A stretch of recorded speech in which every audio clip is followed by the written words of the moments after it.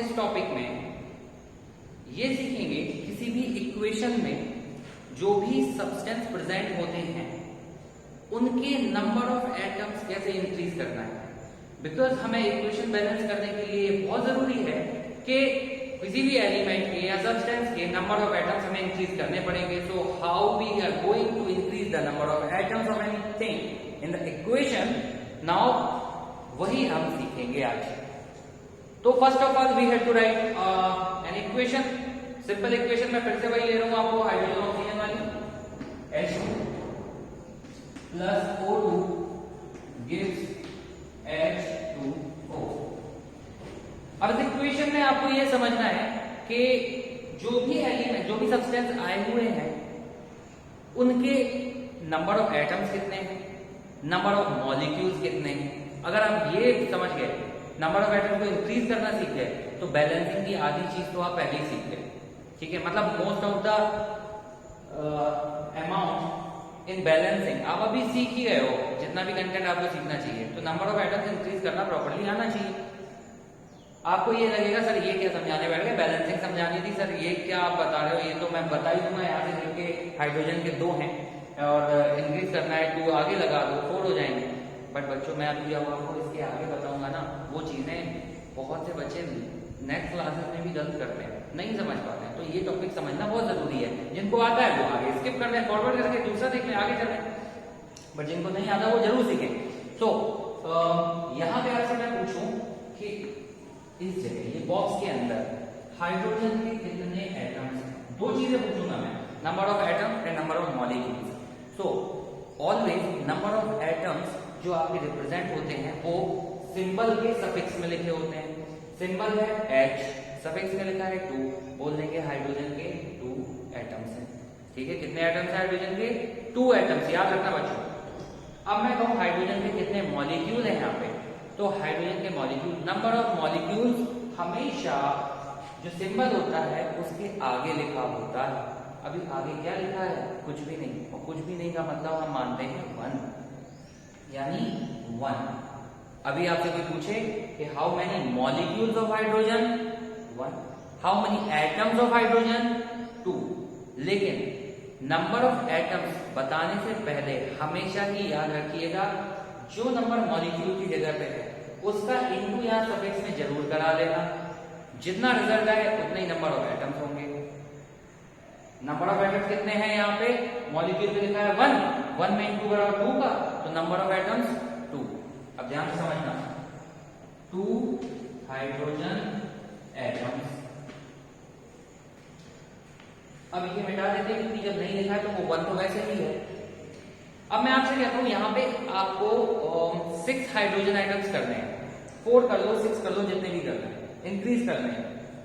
Equation की demand आती है कि आपको यहाँ पे 6 हाइड्रोजन आइटम्स करने हैं। तो आप यहाँ कैसे करोगे 6? आपने क्या किया, जिनको नहीं पता बेसिक्स, उन्होंने लिख दिया एट 6, वो है 6 हाइड्रोजन आइटम्स। बट यहीं आप गलत हो गए, क्योंकि नंबर ऑफ एटम्स बढ़ाने के लिए हम कभी भी किसी भी सब्सटेंस के मॉलिक्यूलर स्ट्रक्चर में डिफरेंस नहीं ला सकते। बिकॉज अगर हम इसको लिख देंगे H6 तो ये हाइड्रोजन रहा ही नहीं, हाइड्रोजन का मॉलिक्यूल रहा ही नहीं। समझ में आ गया? तो हम H6 नहीं लिख सकते, नहीं तो हाइड्रोजन ही नहीं रहेगा। तो नंबर ऑफ एटम्स कहां से इंक्रीज करने हैं? आपको जो भी बढ़ाना है, आप जो भी नंबर इंक्रीज करना चाहते हो, पहले तो यहां लिखना सीखो। नंबर ऑफ मॉलिक्यूल्स आप बढ़ाइए, उस नंबर का इंटू यहां कराइए, नंबर ऑफ एटम्स आ गए। अब अगर मैं लिखूं यहां पे 3, ठीक, मॉलिक्यूल्स कितने हो गए हाइड्रोजन के? 3 मॉलिक्यूल्स ऑफ हाइड्रोजन, और ये 3 कुछ ऐसा होता है। ठीक है, 3 ब्रैकेट H2 मतलब होता है 3H2। तो अब हाइड्रोजन के मॉलिक्यूल कितने हैं? 3। एटम्स कितने हैं? तो यहाँ मॉलिक्यूल का इसमें सफिक्स में इंटू कराओ, 3 2 6, एटम्स 6, तो 6 हाइड्रोजन एटम्स। क्लियर है बच्चों? मैंने कहा ये लिखा है O2, ऑक्सीजन के 2 एटम्स हो गए, क्योंकि अभी मैंने बता दिया। मॉलिक्यूल कितने हैं? कुछ नहीं तो 1।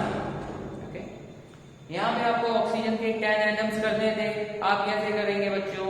आपने लिख दिया O2, 2 में हम यहाँ जो भी नंबर बढ़ाएंगे वो यहाँ बढ़ाएंगे, तो यहाँ लिखेंगे हम 5 2 जा 10 ऑक्सीजन एटम्स। ठीक है बच्चों, तो ये जब सिंगल कोई भी चीज लिखी है, हाइड्रोजन अकेला था, ऑक्सीजन अकेला था, आपसे कहा आपने बढ़ा लिए हाइड्रोजन ऑक्सीजन के एटम्स के नंबर, बट इसी इक्वेशन में बच्चों प्रोडक्ट में आपके देखिए कुछ लिखा है, प्रोडक्ट में लिखा है H2O।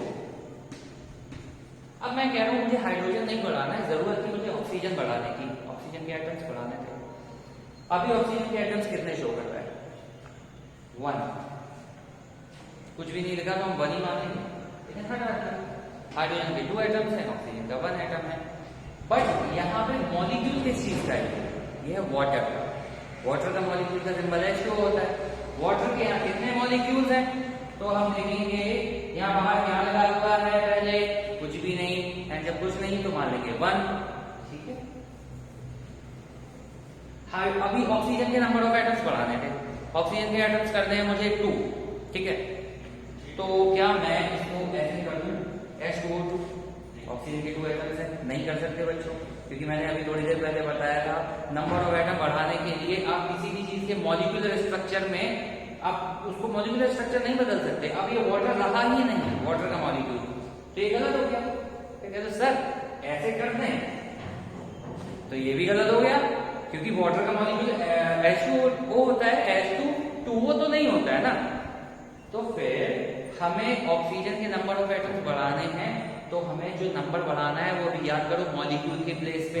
मॉलिक्यूल की प्लेस यानी यहाँ पे, अभी यहाँ पे क्या लिखा था 1 से बड़ा हम क्या लिखेंगे 2 लिख सकते हैं, 2 लिख दो। अब ये 2 किसके लिए आया? पूरे H2O के लिए।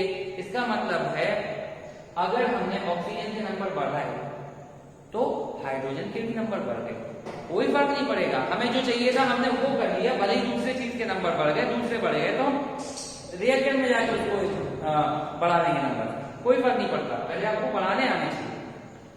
अब ये 2 लिखा है, इसका मतलब है 2H2O। अभी बताओ हाइड्रोजन के कितने एटम्स? तो 4, 2 into 4। ऑक्सीजन के कितने एटम्स? तो हम बोलेंगे यहाँ लिखा है 1, मान लेते 1, 2, 1 जा 2 ऑक्सीजन एटम्स। ठीक है बच्चों, अब एक और एग्जांपल फटाफट समझते हैं। अगर मैं इसको बैलेंस करने जाऊंगा तो बहुत सिंपल ही है, ये लिख दिया 2, ये लिख दिया 2। गौर से कर लो, हाइड्रोजन के 4 एटम्स, हाइड्रोजन के 4 एटम्स, ऑक्सीजन के 2 एटम्स, ऑक्सीजन के 2 एटम्स। Equation is balance. लेकिन अभी आपको जो सीखना है, एक और मैं यहाँ पे लिखता हूँ कंपाउंड Al2O3।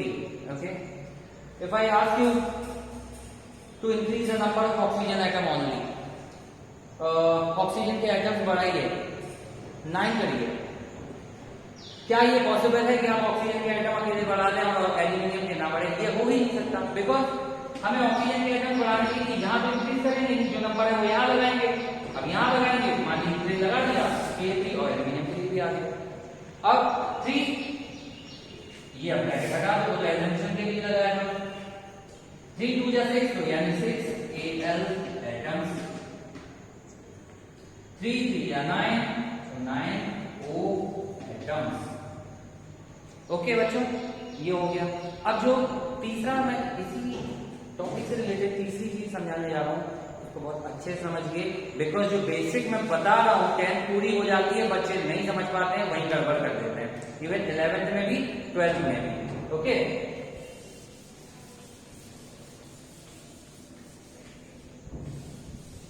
एक मिनट का और कर दो ना, आपको जाना ठीक है। तो मैं अभी यहाँ पे एक कंपाउंड लिख रहा हूँ, नेम एल्यूमिनियम सल्फेट। ओके, तो Al2SO4 का होल थ्राइस। ओके, सो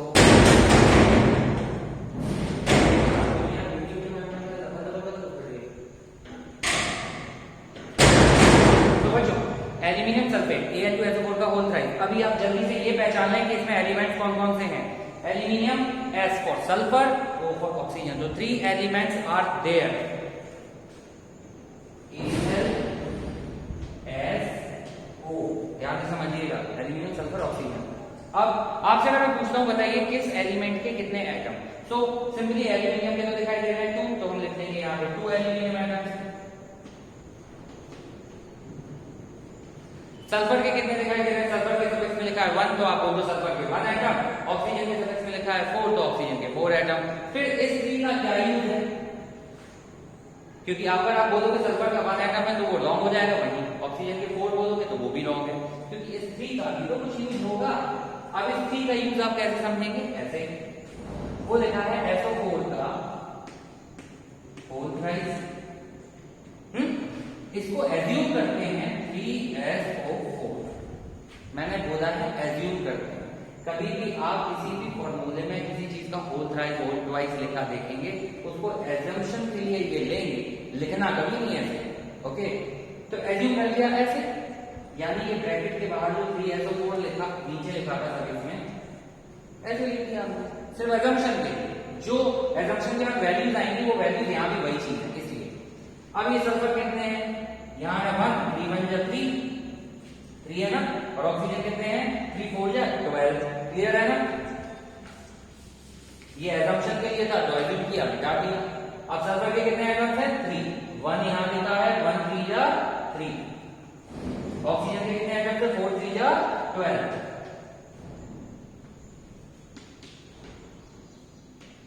ठीक है, अब मैं आपसे कहता हूं यहां पे आपको नंबर ऑफ एटम्स इंक्रीज करने हैं। एल्यूमिनियम के कर लो, सल्फर के कर लो, ऑक्सीजन कर लो, किसी के भी कर लो, एक के करोगे चेंज सब सभी बोन है।